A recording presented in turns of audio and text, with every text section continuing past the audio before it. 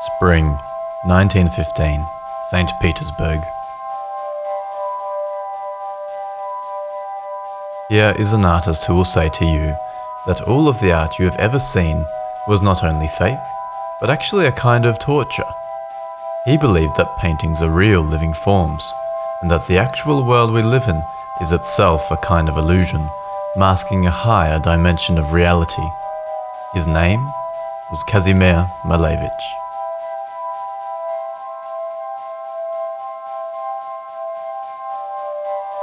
You're listening to the Unknowing Art podcast, the show that makes you unknow the art you thought you knew.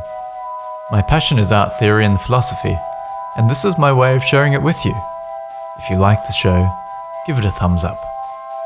If you'd like to support the show, I would be honoured. Link in the description below.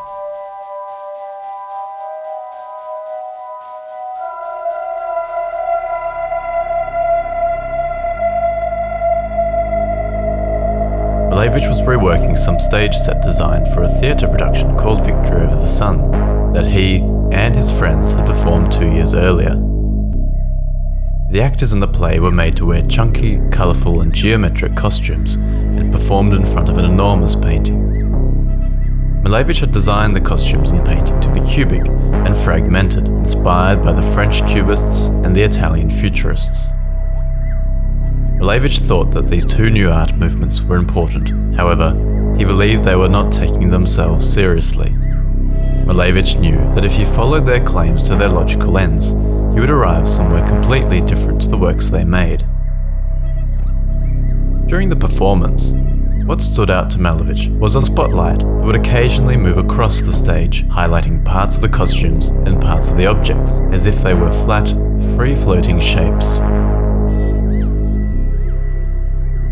This had developed his already growing interest in geometric space, and now, as he was reworking the stage design, he was about to push geometric space further than Cubism and Futurism ever had.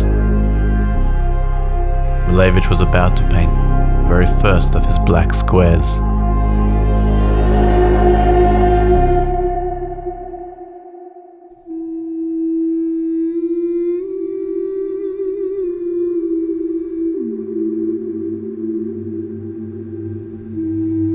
Malevich thought to himself, even though you futurists have renounced the past and paint the objects of our time, you are still painting objects. Therefore, you are still submitting to the old order of reason. How can you continue to paint objects when the world around us is telling us that there is more to reality than the objects we see? New scientific discoveries have shown us that there are parts of our own world that are invisible to us. The new studies of psychology tell us that there are parts of our own mind that are invisible to us. The new advancements in linguistics tell us that words are not grounded in objects. Cubism has fractured the object, distorting artistic paintings of nature into cubic shapes. But now it is clear that objects have vanished into smoke.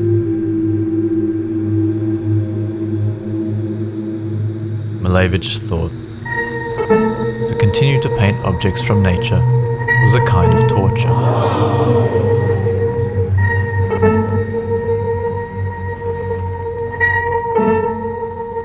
I'm going to read you a quote by Malevich.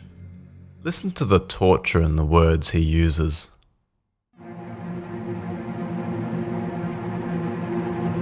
The mire of the past, like millstone, will drag you into the slough. That is why I hate those who supply you with monuments to the dead. The Academy and critics are this millstone around your neck. The old realism is the movement that seeks to transmit living nature. They carry on just as in the times of the Grand Inquisition. Their aim is ridiculous because they want at all costs to force what they take from nature to live on the canvas. At the same time as everything is breathing and running, their frozen poses are in pictures, and this torture is worse than breaking on the wheel. Sculptured statues, inspired hence living, have stopped dead, posed as running. Isn't this torture? Enclosing the soul in marble and then mocking the living? But you are proud of an artist who knows how to torture. You put birds in cages for pleasure as well, and for the sake of knowledge, you keep animals in zoological gardens. I am happy I have broken out of that Inquisition torture chamber of academism. I want to lift off from planet Earth, away from this abandoned house infested with termites.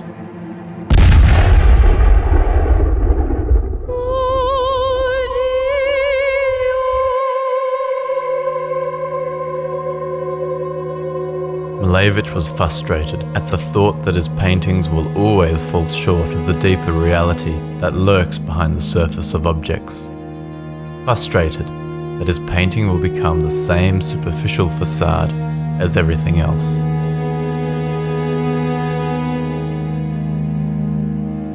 This was a frustration so deep that it stopped him from eating and sleeping for days on end.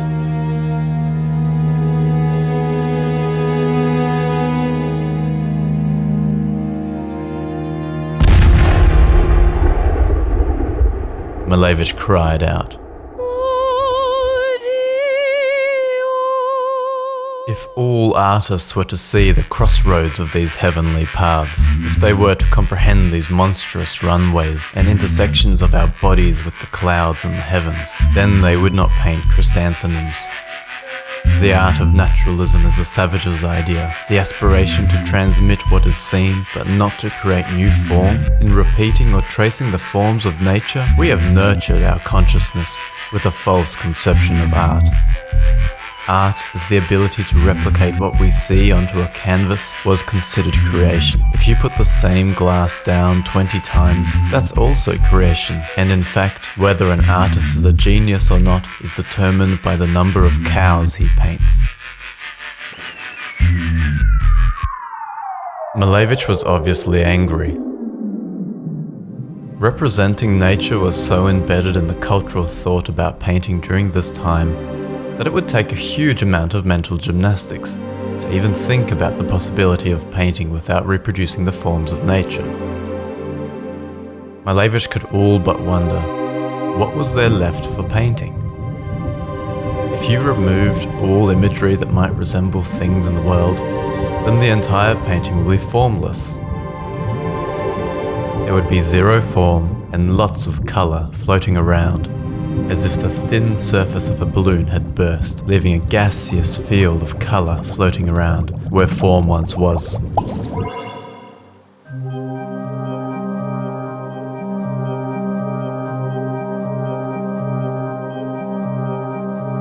Malevich suddenly realised that in paintings that try to replicate nature, the colours used in the painting are irrelevant, because if the colours in the painting were to change to black and white, the painting would still retain its meaning and would mostly remain the same painting as it was before. When I look at a painting of a tree, I would still be able to perceive the tree, even if the painting suddenly became black and white. Colour, then, is secondary to form. But if there is no form, then all the artist is left with is colour itself, which means that colour cannot be reduced to the function of aiding form, simply because there is no form to wrap itself around. Colour, then, must be taken seriously as an end in itself.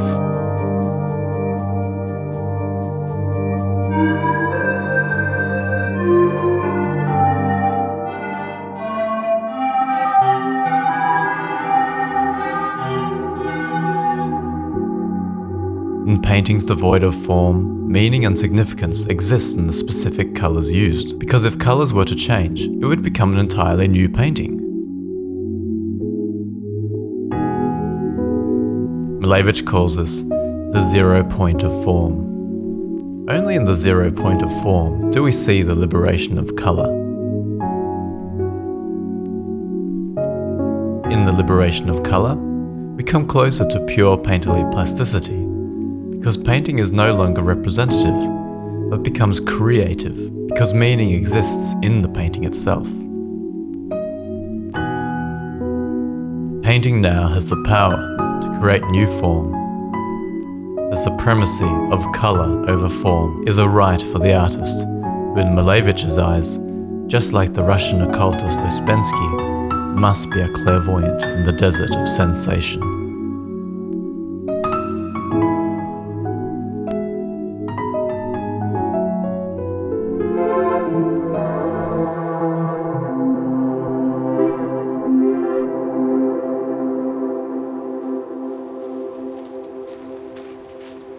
What this means is that the artist is left with no stencil to trace the forms of nature.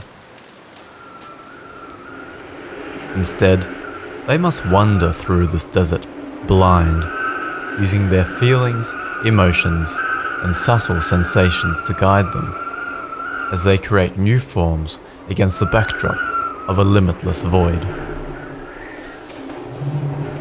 The artist will work in tune with a universal space.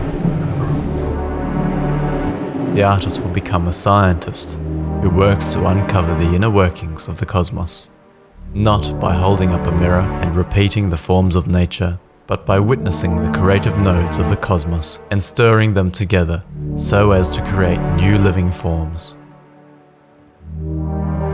This is in stark contrast to the futurists and the cubists, who align their development of space with the pseudo-scientific study of ether physics.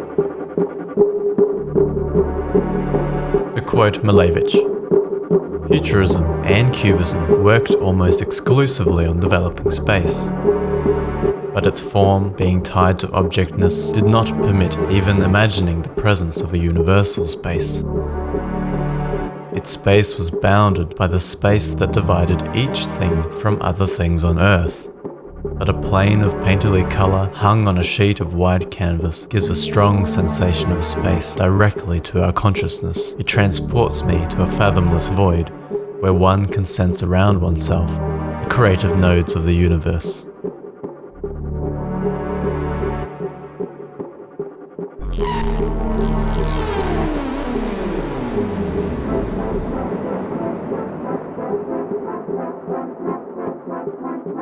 It was the supremacy of colour over form and the supremacy of feeling over visual phenomena that led Malevich to proclaim a new reality and manifest one of the most radical art movements to ever exist, whose influence still holds in today's society. He called it Suprematism.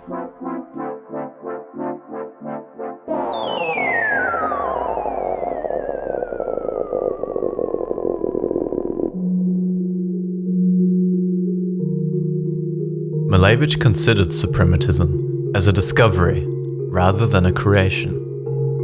He had believed that it made a more true, pre-existing reality visible. Malevich could no longer see himself as a painter, nor as an artist, rather as a discoverer of celestial space, uncovering the fundamental structures of the cosmos. In a letter to his friend Matushin, Malevich writes, "There can be no talk of painting and suprematism. Painting has long been outlived, and the painter himself is no more than a prejudice of the past."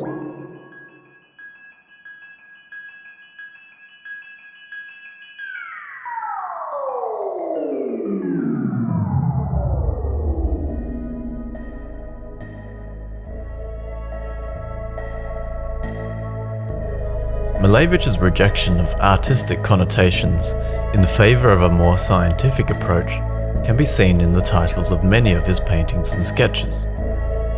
Composition 14T, Sensation of Electricity. Composition 2.Z. Sensation of Magnetism. Movement of painterly masses in the fourth dimension. Colour masses in the second dimension.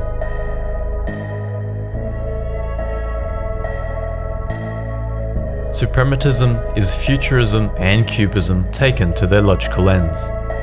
Their desire for pure painterly plasticity was extended by Malevich through suprematism into the artist's right to absolute creation.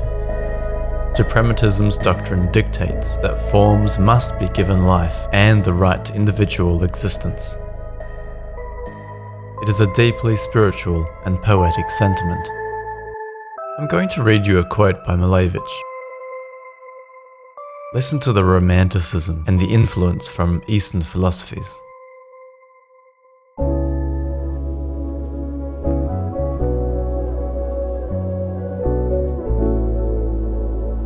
Nature is a living picture, and we can admire her. We are the living heart of nature. We are the most valuable construction in this gigantic living picture. We are her brain, which magnifies her. To reiterate her is theft, and he who reiterates her is a thief. An artist is under a vow to be a free creator, but not a free robber. An artist is given talent in order that they may present their share of creation and swell the current of life so versatile.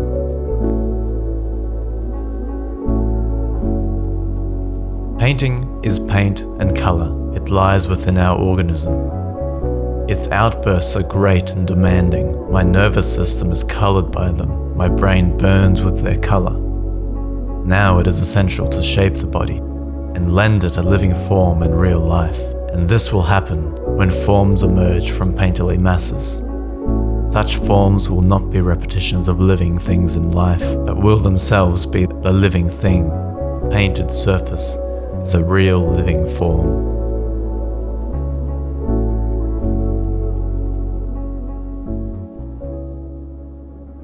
Suprematism pushed Cubism and Futurism to their logical ends. It had urged artists to look beyond the external world of politics, religion, and their own perception of objects, and shifted the purpose of art from holding up a mirror to the world to creating new living forms. Suprematism is surprisingly one of the most radical materialist stances known to art. It might seem strange, because at first, suprematism sounds anti-materialist, since it asks us to reject the external and look inward toward our emotions. And yet, it is profoundly materialist because it renders art trans-historical. The body, the soul, will one day die and vanish, but art will live on.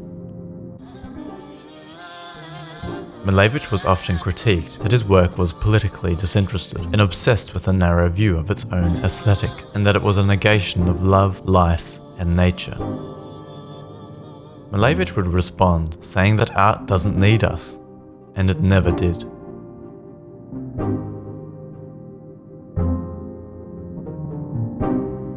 On this, Boris Groys, a Russian art theorist, writes the following: art can always survive the end of all purely idealist, metaphysical projects, including the kingdom of God and communism. The movement of material forces is non-teleological. As such, it cannot reach as telos and come to an end. Malevich shows us what it means to be a revolutionary artist. It means joining the universal material flow that destroys all temporary political and aesthetic orders. Malevich's Black Square was the most radical gesture of this acceptance. It announced the death of any cultural nostalgia, of any sentimental attachment to the culture of the past. Black Square was like an open window through which the revolutionary spirits of radical destruction could enter the space of culture and reduce it to ashes.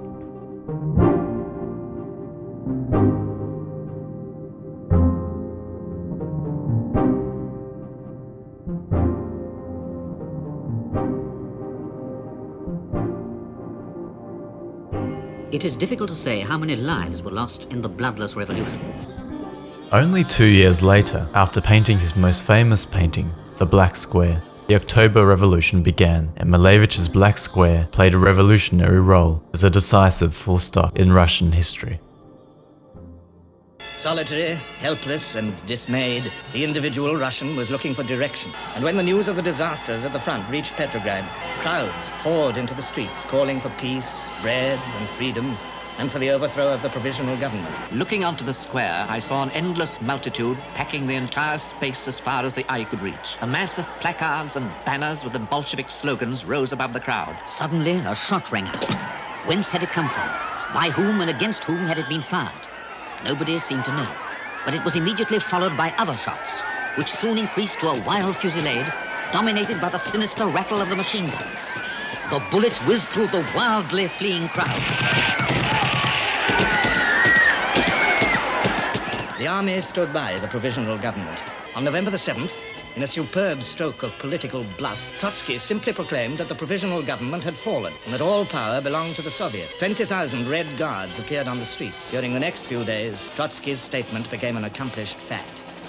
The Bolsheviks besieged the Winter Palace, where the provisional government was protected only by a handful of officer cadets and a women's battalion. In a matter of hours, the Bolsheviks captured the palace and arrested the provisional government. The provisional government, like the Tsar before it, had fallen without a struggle. Malevich supported the revolution, and because the new government championed the Russian avant-garde, Malevich was offered many prime positions in the following years. He taught at some of the best schools in the Soviet Union and was appointed the director of the Petrograd State Institute of Artistic Culture. In the mid-1920s, Malevich toured Europe, where he gained international acclaim and was treated as a hero. But then, power shifted in the Soviet Union.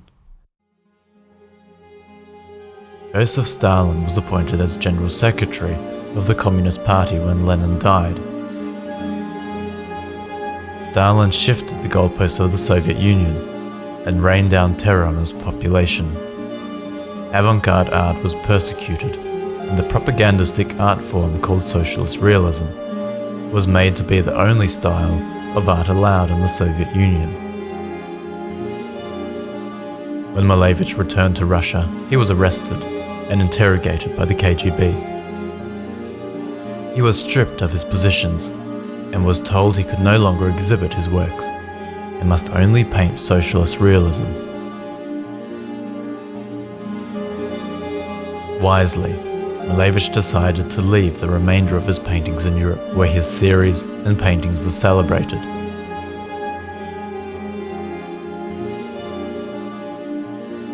Forced to paint against his beliefs, Malevich died a few years later.